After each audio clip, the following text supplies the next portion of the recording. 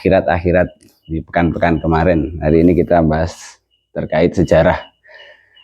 Ya, sejarah itu bagian dari ilmu dunia, tapi ya kalau sejarah Islam ya adalah sangkut-sangkutnya dikit dengan agama gitu ya. Salawat beriring salam kita aturkan kepada junjungan kita Nabi besar Muhammad sallallahu alaihi wasallam, yang semoga kita termasuk hambanya yang kelak mendapatkan syafaat yaumil akhir. Amin amin ya rabbal alamin. Bapak-bapak sekalian, di pertemuan berarti 2 bulan yang lalu ya. Soalnya bulan kemarin saya mohon maaf menemani anak saya yang masuk rumah sakit, jadi tidak bisa hadir. Alhamdulillah hari ini kita bisa berjumpa lagi di tema sejarah kebudayaan Islam. Sebagai pengingat, 2 bulan yang lalu kita membahas terkait budaya yang ada di Indonesia dan kelanjutannya terhadap masyarakat Muslim. Jadi yang pada intinya pertemuan saat itu membahas keberlanjutan dari budaya yang pernah ada di Indonesia yang pada akhirnya terasimilasi dengan budaya Islam yang masuk setelahnya, dan juga budaya Islam akhirnya mempengaruhi budaya setelahnya atau agama-agama yang masuk setelah Islam. Yang pada intinya Islam saat ini yang kita kenal di Indonesia itu adalah Islam yang terwarnai dari budaya-budaya sebelum Islam. Dan juga Islam itu sendiri mewarnai budaya setelahnya. Seperti saudara kita yang ada di belakang sana itu kan Katolik ya. Tapi mereka mengenal istilah sabar, yang itu dari Islam. Mereka mengenal istilah manfaat, dan itu juga dari Islam. Berfikir, itu juga fikir kan juga bahasa Arab, dan itu juga dari Islam. Yang pada intinya budaya yang ada sebelumnya pasti mewarnai budaya yang ada setelahnya. Karena tidak mungkin budaya baru yang masuk ke suatu wilayah itu menghilangkan keseluruhan dari budaya yang sebelumnya pernah ada.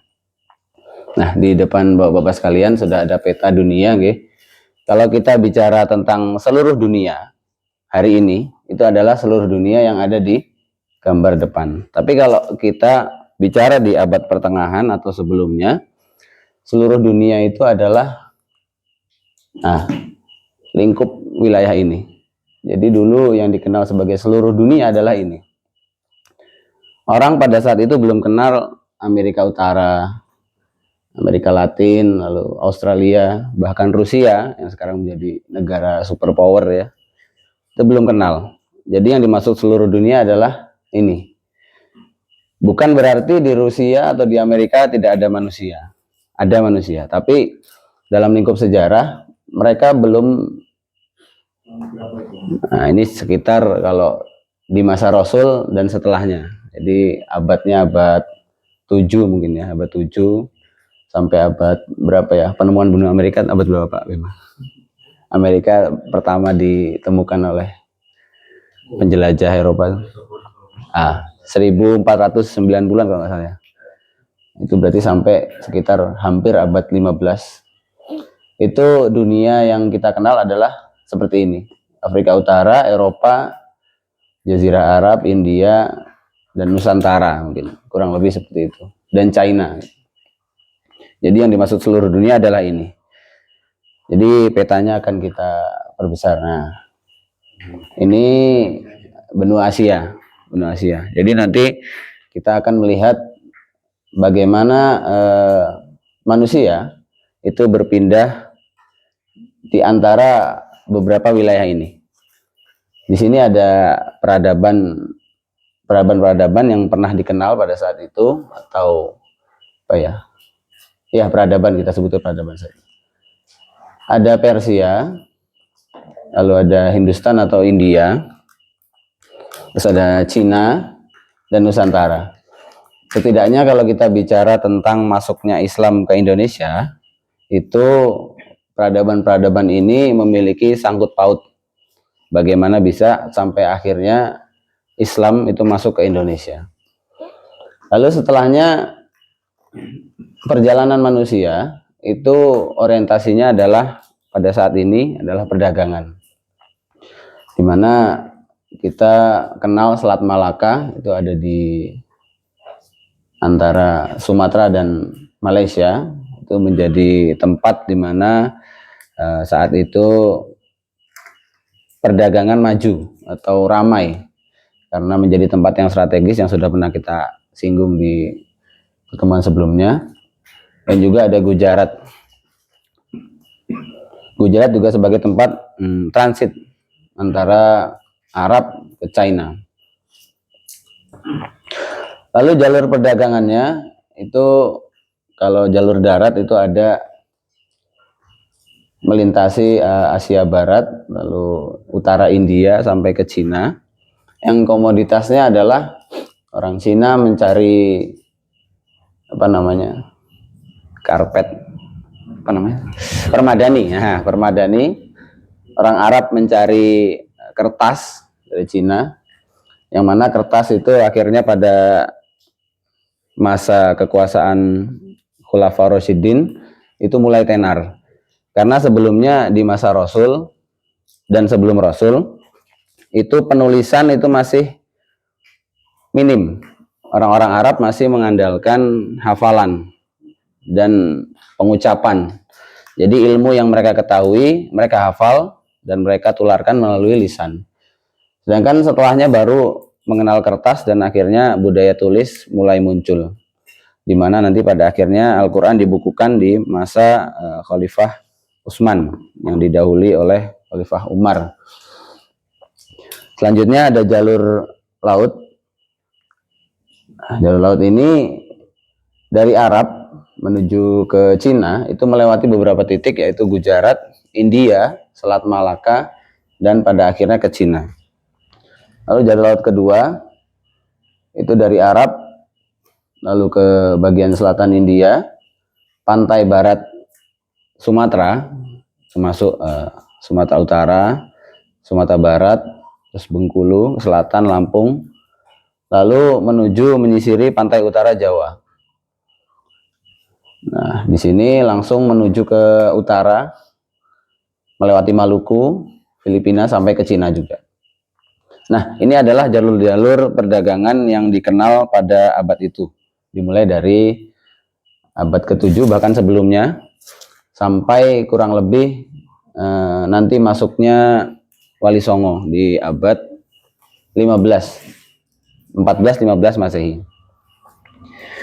Nah, kalau kita bicara tentang siapa sih yang membawa Islam sampai ke Indonesia, itu kemarin sudah sempat disinggung tapi belum secara rinci. Itu terkenal ada 4 teori peradaban mana yang membawa Islam ke Indonesia. Yang terkenal itu ada 3, yaitu teori Arab, teori Gujarat, dan teori Persia. Dan yang terakhir itu ada teori yang muncul belakangan, yaitu teori Cina.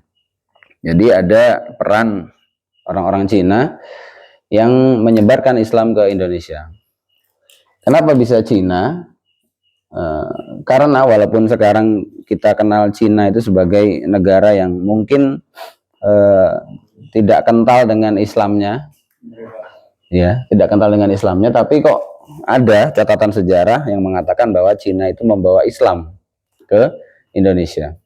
Itu bisa dipahami karena hubungan antara Arab Muslim dan Cina itu lebih dahulu dibanding hubungan Arab Muslim dan Nusantara. Jadi tidak heran kalau ada orang Arab yang lebih dahulu masuk ke Cina, setelah itu baru ke Nusantara. Langsung saja ke teori. Mana ini? Nah, ini ada peta tanda panah. Ini langsung ke arah Eropa, itu lewat Laut Tengah. Lewat Laut Tengah itu di sini ada Palestina, ya, Palestina, lalu Laut Tengah menuju ke Eropa dan Afrika Utara. Seperti yang kita lihat tadi di peta sebelumnya, Afrika Utara itu sudah masuk ke dalam dunia, itu ya. Sedangkan Amerika dan Australia itu belum. Teori pertama teori Arab. Jadi teori yang mengatakan bahwa Islam itu datang langsung dari sumbernya, langsung dari bangsa Arab sendiri. Sumbernya berasal dari catatan Cina. Karena memang peradaban Cina itu peradaban yang tua peradaban yang lebih dulu maju dibanding peradaban lain, termasuk Arab. Usianya unda-undi nggih Pak Bima nggih, dengan Mesir. Jadi memang peradaban lama. Jadi orang-orang Cina ini di abad ke-7 berbarengan dengan berdirinya kerajaan Sriwijaya dan menjadi pusat pendidikan agama Buddha. Kerajaan Sriwijaya itu pernah menjadi pusat pendidikan agama Buddha yang membuat banyak utusan Cina yang datang ke Sriwijaya. Dan ketika utusan Cina itu datang ke Sriwijaya, dia mengatakan bahwa di Sumatera itu sudah ada perkampungan Arab. Nah, jadi di sini dikatakan bahwa orang Arab datang ke Indonesia atau ke Nusantara saat itu menurut keterangan catatan dari Cina. Karena waktu itu budaya tulis menulis sudah kuat di peradaban Cina, maka setiap perjalanan orang Cina, apalagi perjalanan yang menyangkut terkait ilmu pengetahuan dan juga kedinasan mungkin dulu ya, kedinasan ke Sriwijaya itu pasti dicatat. Dan di sana ada bahwa di sana sudah ada orang Arab di Sumatera yang menunjukkan bahwa ternyata Islam dibawa oleh orang Arab itu sendiri. Di abad keberapa? Dimulai dari abad ke-7. Di mana di abad ke-7 itu adalah masanya Khulafaur Rasyidin atau setelah Nabi wafat dan belum masuk masa Umayyah. Abad 1 Hijrah atau 7 Masehi.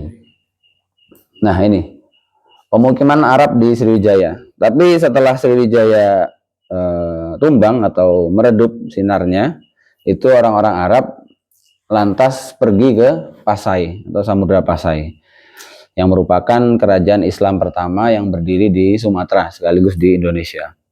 Makanya kita kesaksikan sekarang, walaupun pertama Islam itu dikatakan dalam teori ini di Palembang atau di Sriwijaya, tapi kehidupan keislaman masyarakat Palembang itu tidak lebih kental dibanding masyarakat Aceh atau Samudra Pasai. Makanya karena memang Sriwijaya ketika tumbang, karena memang masih Buddha ya, sudah tumbang, perdagangan otomatis oleng ya, sedikit terganggu. Makanya langsung pindahlah orang-orang Arab itu ke arah Pasai atau arah Malaka. Nah, pembawanya siapa? Pembawanya adalah pertama pedagang. Pedagang ini paling kuat karena memang anggapannya paling kuat karena memang saat itu jiwa zamannya adalah setiap penjelajah tempat atau penjelajah negara itu biasanya berdagang. Motivasi terbesarnya adalah berdagang. Makanya orang Arab yang datang ke Indonesia itu kemungkinan besar juga adalah pedagang. Tapi teori ini juga sedikit disanggah karena kalau pedagang itu orientasinya adalah berdagang, maka pemahaman keislamannya tidak sebaik para ulama. Makanya di sini ulama dimasukkan juga. Selain pedagang, ulama Arab juga masuk. Lalu Sayyid atau Habib atau keturunan Nabi. Ini yang masih bisa kita lihat sampai sekarang karena memang di Indonesia sendiri cukup banyak keturunan Nabi. Bahkan ada lembaganya ya, ada lembaganya pencatatan kelahiran dan keturunan nasab dari habaib. Jadi setiap ada kelahiran dilaporkan ke suatu lembaga itu, dicatat bahwa ini adalah benar keturunan dari Nabi Muhammad. Lalu guru sufi, di mana di sini masyarakat Islam Indonesia, khususnya di Jawa, itu banyak anggapan atau berpegang pada sesuatu yang sederhana, sesuatu yang tidak muluk-muluk. Jadi dia menerima apa adanya, apa yang dia punya hari ini. Jadi Muslim Jawa itu kebanyakan Muslim yang tidak terlalu ambisius.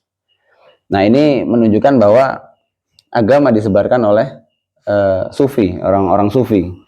Orang-orang sufi itu orang-orang yang dekat dengan kesederhanaan, orang-orang yang menjauhi keduniaan, orang-orang yang mengutamakan cintanya kepada Allah.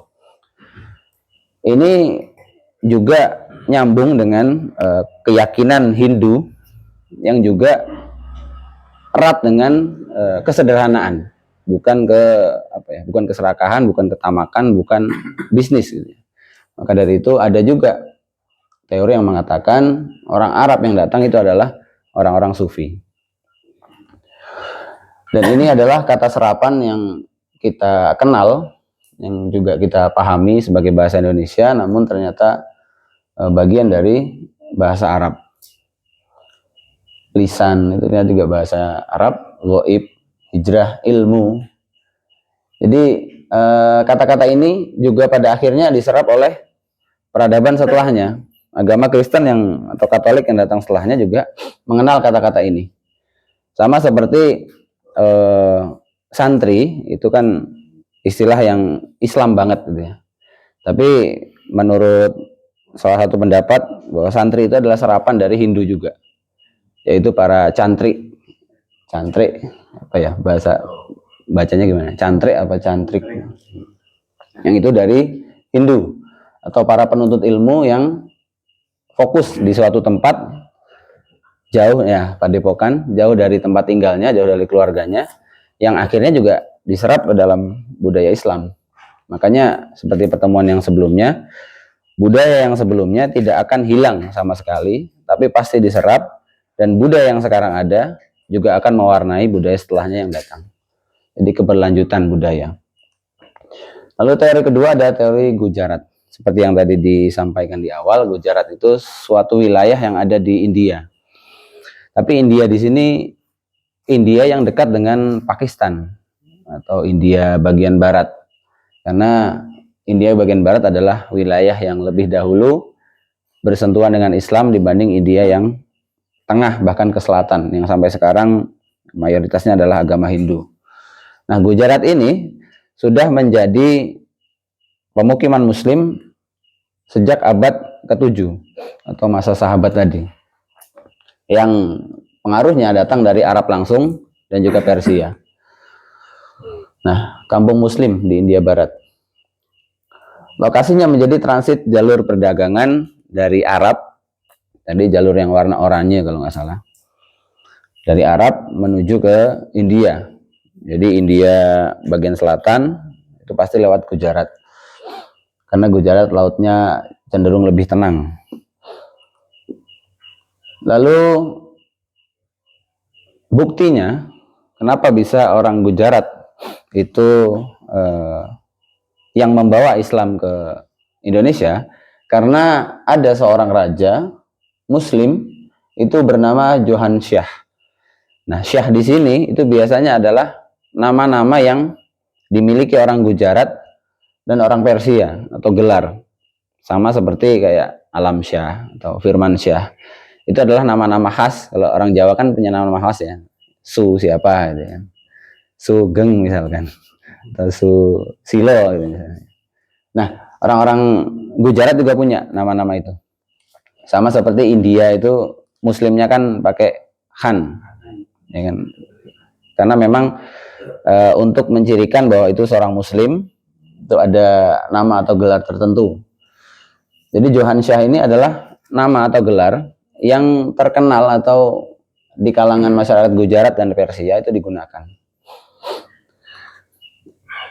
Nah, selain itu hubungan India dan Nusantara itu sudah lama terjalin, bahkan sebelum adanya Islam.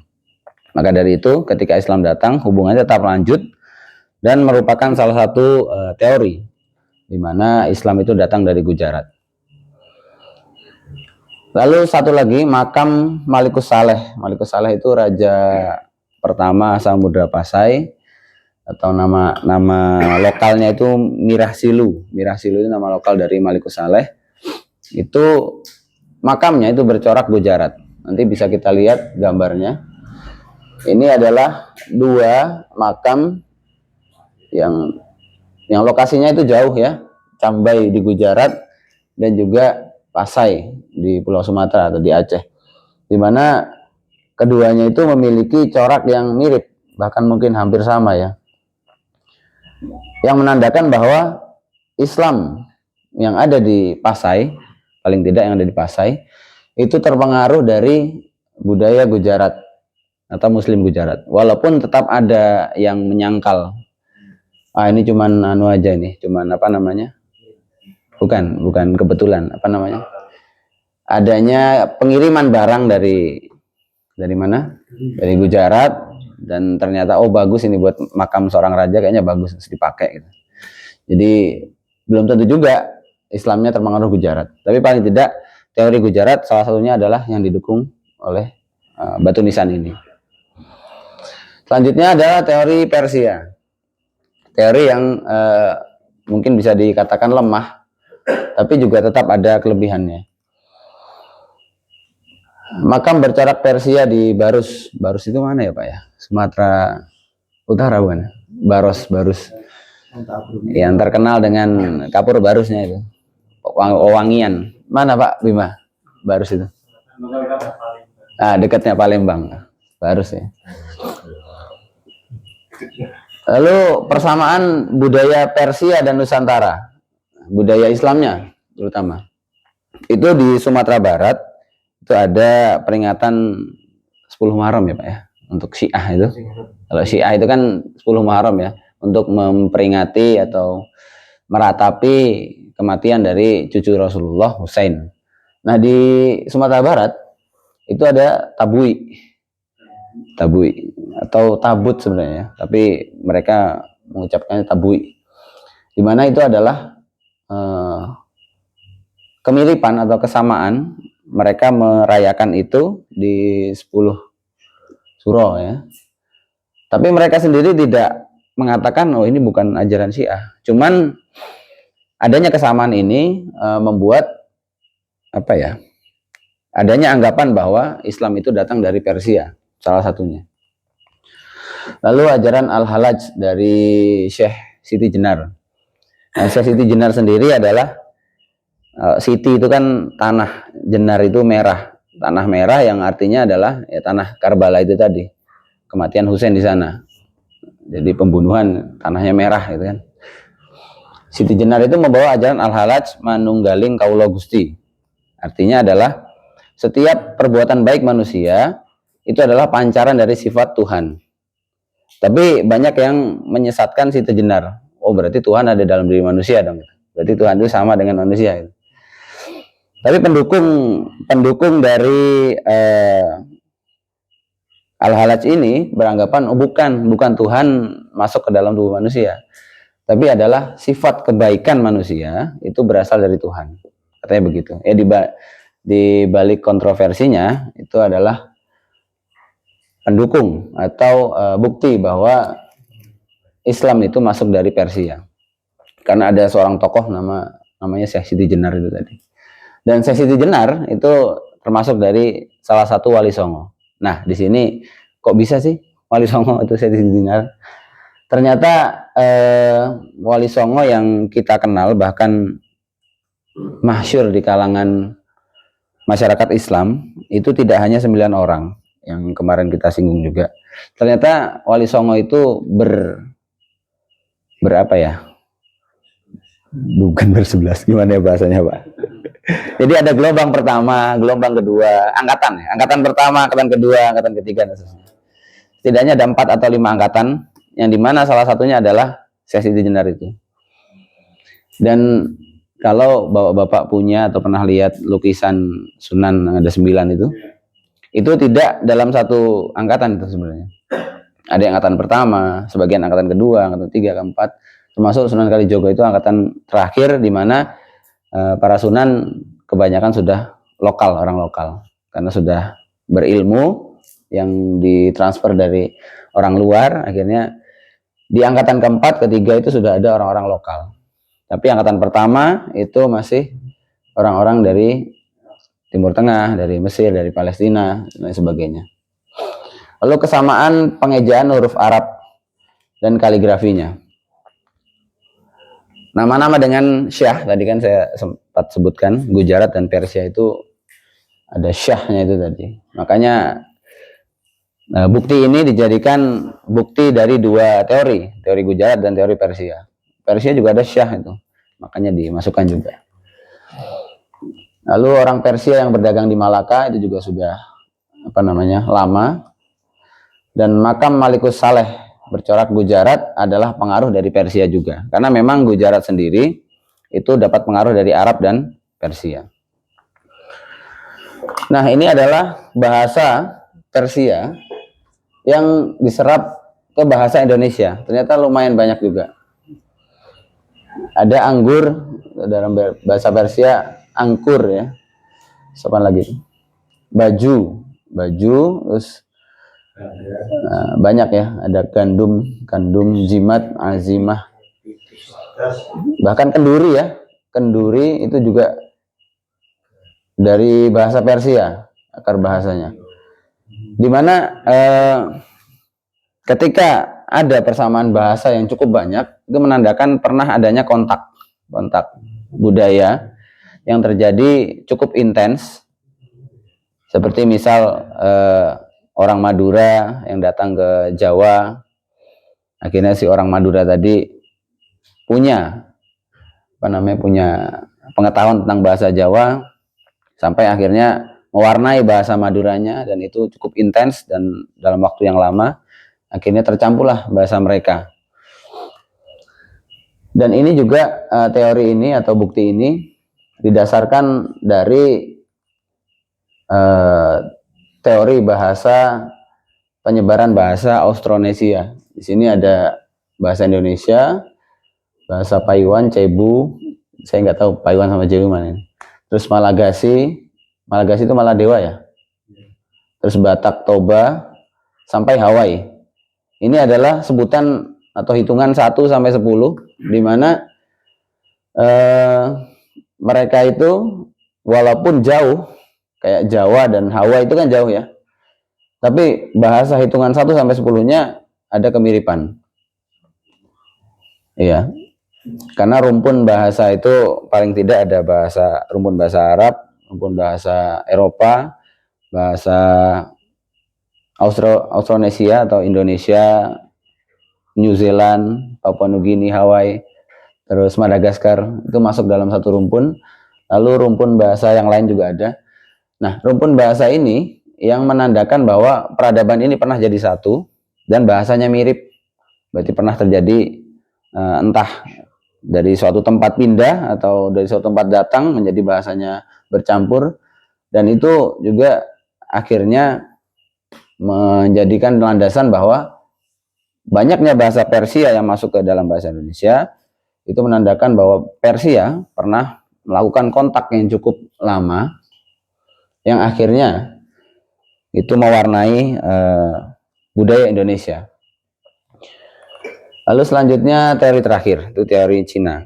Teori yang muncul belakangan, tapi cukup menarik. Karena kita bisa pahami tadi seperti yang saya sampaikan di awal, Islam dan Cina, atau Islam Arab bersentuhan dengan Cina, itu lebih dahulu dibanding Islam Arab bersentuhan dengan Indonesia. Jadi bisa dipastikan Cina itu lebih pertama kenal dengan Islam dibanding Indonesia kenal dengan Islam. Lalu Wali Songo juga, atau disebut Wali Sangha, itu yang artinya perkumpulan orang-orang suci. Jadi Songo itu bukan 9 juga ternyata, atau Sangha, perkumpulan orang-orang suci, yang dimana tidak tentu 9, karena angkatan pertama itu hanya ada 8 ternyata. Itu bisa kita bahas mungkin di lain waktu terkait Wali Songo ini, karena cukup panjang Wali Songo sendiri. Lalu Raden Patah ini adalah keturunan Cina, anak dari Brawijaya V, menikah dengan Brawijaya V menikah dengan perempuan Cina dan melahirkan seorang anak yang dijuluki Jinbun. Kalau bahasa Cina katanya, saya juga ngerti bahasa Cina, artinya Jinbun itu adalah manusia yang kuat. Raden Patah ini adalah peranakan dari Cina juga, tentunya Cina Muslim. Dan juga Laksamana Cheng Ho, atau seorang Muslim Cina yang hobi menjelajah laut, itu membuat perkampungan di pesisir Sumatera dan Jawa, di mana kita tahu juga ada masjid yang bercorak Cina juga di daerah mana? Semarang ya? Semarang nggih. Palembang juga ya. Nah itu menandakan bahwa adanya Muslim Cina yang berkontribusi terhadap Islam atau keislaman yang ada di Indonesia. Nah ini defaultnya yang tadi ya, kelewatan, belum saya hapus. Yang terakhir nggak usah dibaca. Nah ini perjalanan Laksamana Cheng Ho atau Zheng He masuk ke Palembang dan juga ke Semarang kalau di petanya sini. Di Palembang dan Semarang. Gimana Pak? Nah ini peradaban yang tadi dikenal baru seputar ini, lalu Afrika Utara dan Laut Mediterania. Rusia belum dikenal sebagai sebuah tempat di dunia, bahkan mungkin belum ada sejarahnya atau belum ada yang mencatat sejarah. Baik, sampai sini dulu Bapak sekalian terkait teori masuknya Islam ke Indonesia. Mungkin bisa ada diskusi ya kalau memang diperlukan, kalau tidak ya kita cukupkan insya Allah minggu depan atau minggu depan lagi. Pekan pertama bulan depan itu akan kita bahas terkait Wali Songo dan juga Wali Songo dulu saja, mungkin agak panjang soalnya kalau Wali Songo. Karena Wali Songo sendiri ternyata ya setelah saya kuliah itu dapat ilmu bukan orang 9 yang hidup di satu masa ternyata. Tapi orangnya ada beberapa, ada sekian puluh ya, ada 30-an atau 40-an yang hidup di beberapa masa. Dan orang yang 9 di lukisan itu ada yang beberapa tidak pernah ketemu. Tapi dijadikan satu lukisan seolah-olah mereka itu perkumpulan seperti kita ini. Satu masa dan pernah bertemu semua. Tapi ternyata tidak. Ada yang memang pernah bertemu, ada yang di masa selanjutnya dan sebelumnya gitu. Ya cukup Bapak sekalian, saya kembalikan ke Pak Wahyu. Oh okay.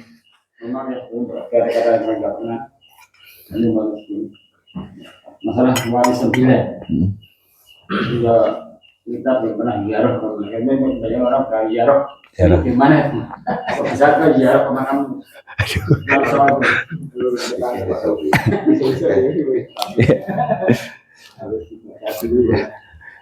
Bahkan bukan cuma makam ya Pak ya, petilasan juga kadang-kadang diziarahi oleh orang. Kayak Syekh Jumadil Kubro itu kan salah satu wali juga sebenarnya. Tapi itu kan petilasan. Bahkan ada satu wali itu dianggap di sini ada makamnya, di sana juga ada lagi, di sana ada lagi. Padahal itu mungkin hanya petilasan yang dibuat menyerupai makam. Ya mungkin saking sayangnya ya orang di sana dulu dengan si wali, terus dibuatkan petilasan berupa makam supaya banyak juga yang mengunjungi, banyak yang mendoakan. Makom mungkin barangkali tempat ya petilasan. Nah itu ada juru kuncinya juga, itu yang akhirnya apa ya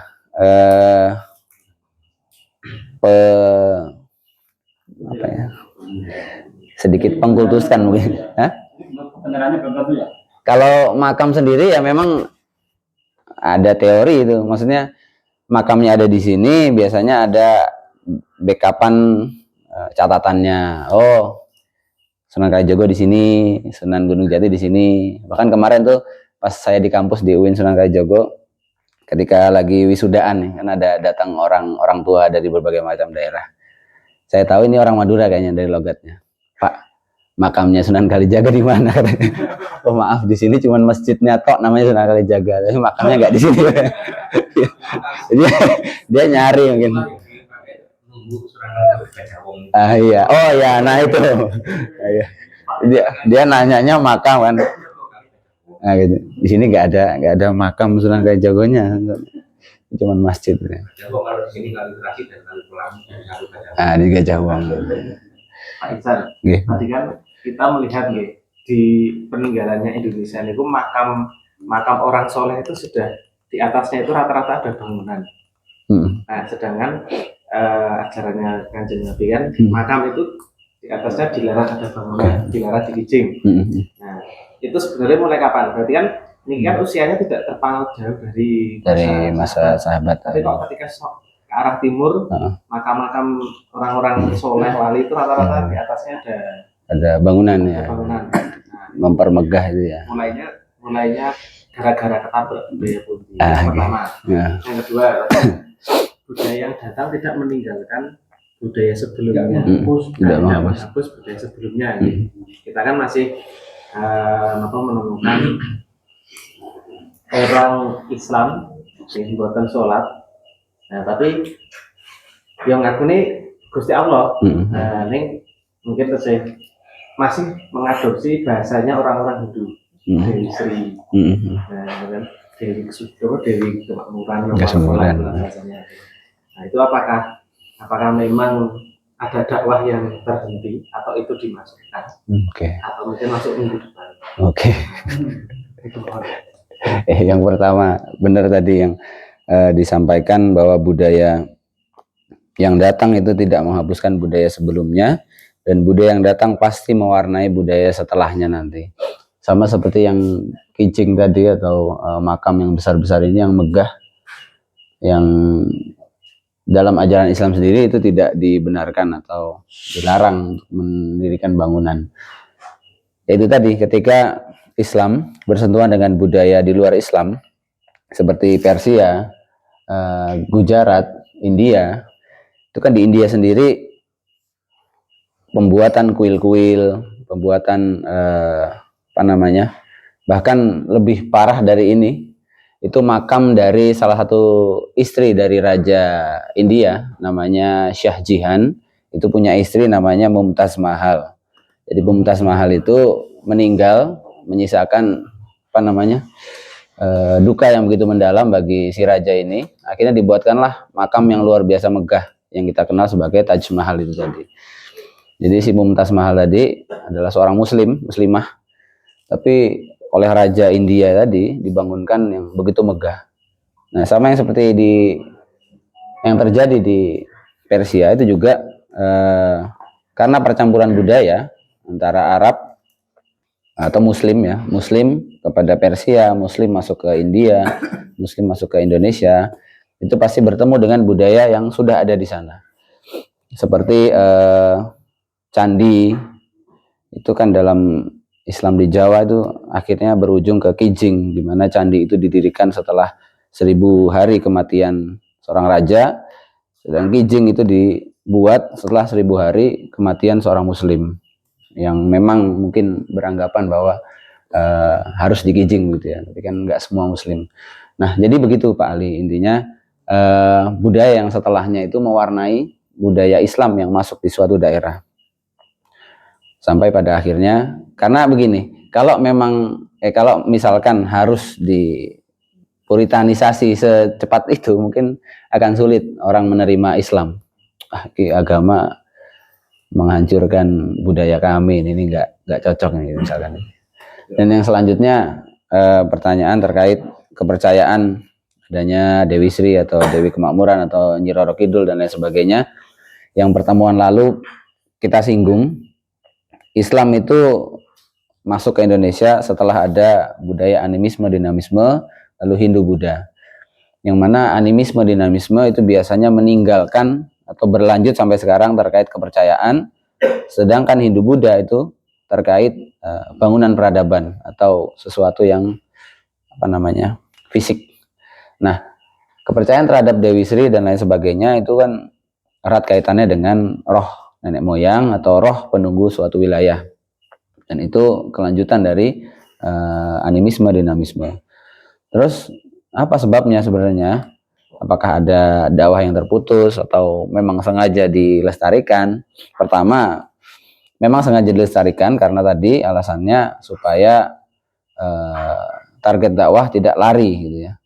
Tidak langsung lari, ini agama merusak budaya kami gitu. Karena memang pemahaman mereka yang sulit, seperti kita sudah bertauhid sekian lama, sekian generasi, tiba-tiba datang orang, Tuhan itu nggak begini gitu. Begini, ibadahnya bukan begini tapi begitu, ya otomatis kita langsung antipati kepada mereka. Tapi kalau mereka bisa pelan-pelan, akhirnya kita mungkin bisa ikut mereka gitu. Dimana sekarang ada juga kan nabi palsu atau ajaran sesat dan lain sebagainya. Mungkin berawal dari yang pelan-pelan tadi. Nah, Islam sendiri kok sampai sekarang belum sempurna-sempurna gitu kalau kita berkaca dari agama Islam yang murni gitu. Bahkan Muhammadiyah sampai sekarang juga masih berusaha untuk mewujudkan masyarakat Islam sebenar-benarnya gitu kan. Di tengah masyarakat Jawa atau masyarakat lain yang masih percaya dengan seperti itu. Benar, masih ada. Jadi ada yang terputus atau dakwah yang terputus ketika Wali Songo atau para wali tadi menyebarkan Islam dengan perlahan-lahan. Jadi ketika wali ini pertama mengenalkan Tuhan, mengenalkan masuk ke masjid seperti apa, dengan membuat parit keliling masjid itu kan intinya supaya mereka bersuci tanpa repot-repot untuk wudhu pertama. Memperkenalkan bersuci tanpa repot-repot untuk wudhu. Lalu memperkenalkan Tuhan dengan wayang, misalkan Allah dengan wayang, memperkenalkan ibadah yang seperti ini, seperti itu. Kenduri bisa loh, kita kenduri. Kamu kan juga dulu kenduri kan, ayo sekarang kenduri. Di Islam juga ada doanya seperti ini, seperti ini. Tapi kok berhenti sampai situ? Ternyata ada terputus atau rantai dakwah yang tidak selesai. Karena ketika para wali songo sedang sibuk berdakwah, ternyata ada penjajahan di Indonesia yang membuyarkan rencana dakwah para wali sampai akhirnya dakwahnya terhenti. Bahkan sampai sekarang orang Muslim Indonesia beranggapan bahwa iki yang diajar ke wali kiki, misalkan kenduri yang dalam kepercayaan Muslim itu sebenarnya tidak terlalu wajib atau tidak diwajibkan, tapi banyak masyarakat Jawa yang masih melaksanakan itu karena dianggap ini ajaran para wali. Betul, itu ajaran para wali, tapi wali inginnya adalah memperbaiki itu perlahan. Karena saat itu kenduri yang dikenal di masyarakat Jawa itu ada minum arak, ada pesta seks juga di sekitar candi dan lain sebagainya. Terus masuk ke Islam, minumnya minum teh gitu misalkan ya. Makanannya makanan yang halal, tidak ada lagi pesta seks dan lain sebagainya. Itu proses, tapi ternyata prosesnya dinodai dengan penjajahan di atas dunia. Penjajahan orang-orang Eropa yang masuk ke Asia dan lain sebagainya. Mungkin begitu yang bisa kami. Nah, insya Allah cukup nggih Bapak-bapak sekalian, karena niki sudah hadir. Kami kembalikan ke Pak Wahyu.